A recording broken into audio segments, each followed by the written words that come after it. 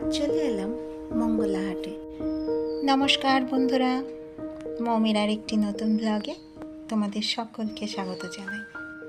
বড়দের প্রণাম আর ছোটদের আমার অনেক ভালোবাসা দিয়ে আজকের ব্লগটা শুরু করছি। সকাল সকাল ছেলে মেয়েদের দিয়ে দিলাম 2টো করে বিস্কিট, আর আমি টিফিনের জন্য পাস্তা বানাতে শুরু করলাম। হ্যাঁ, আজকে যাব একটু মঙ্গলাহাটে। সামনেই তো পুজো আসছে, দেখা যাক যদি কিছু পছন্দ হয় তাহলে কিনতে পারবো। এই 1 পিস ডিম ছিল, সেই দিয়েই বানিয়ে নিলাম পাস্তাটা।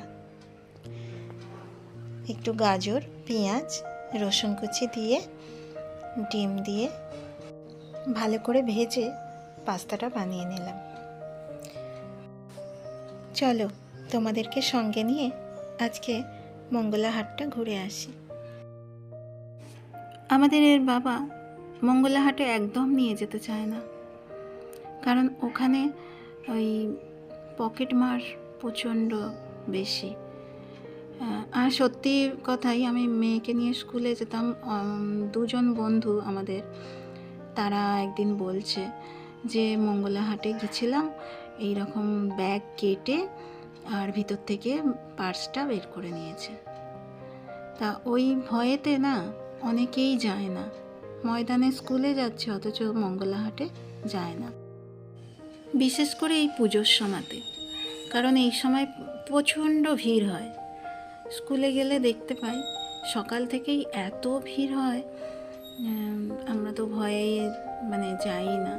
আমার নিজেরই একদিন হয়েছিল, মঙ্গলাহাটে গিয়েছিলাম আর আমার এরকম ব্যাগ দেখি সাইড দিয়ে কেটে দিয়েছে। আমার ব্যাগেতে ভাগ্যিস কিছু ছিল না, সেইবারে ওর বাবা আমার সাথে ছিল, তাই আমি তেমন কিছুই ব্যাগে নিয়েছিলাম না, যেহেতু ওর সাথে গেছি।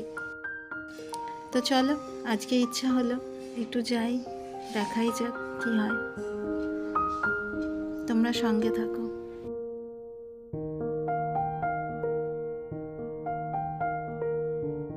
এই যে চলে এসেছি মঙ্গলাহাটে।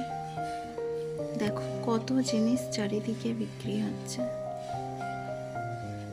আর এই যে শাড়ির মার্কেট, অনেক ভিড় হয়েছে, তাই আর বেশি দূর ভিতরে যাচ্ছি না।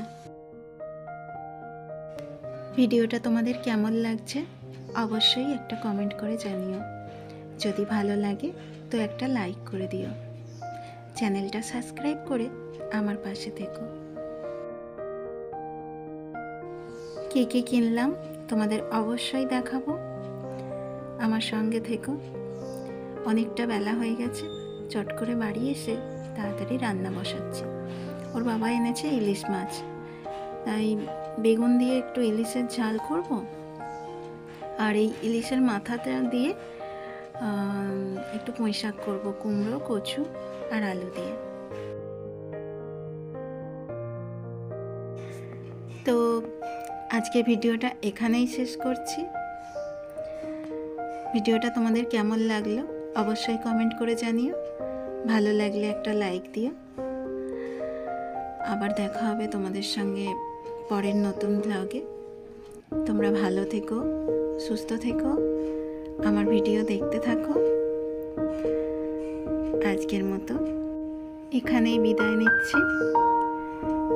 টাটা সকলকে।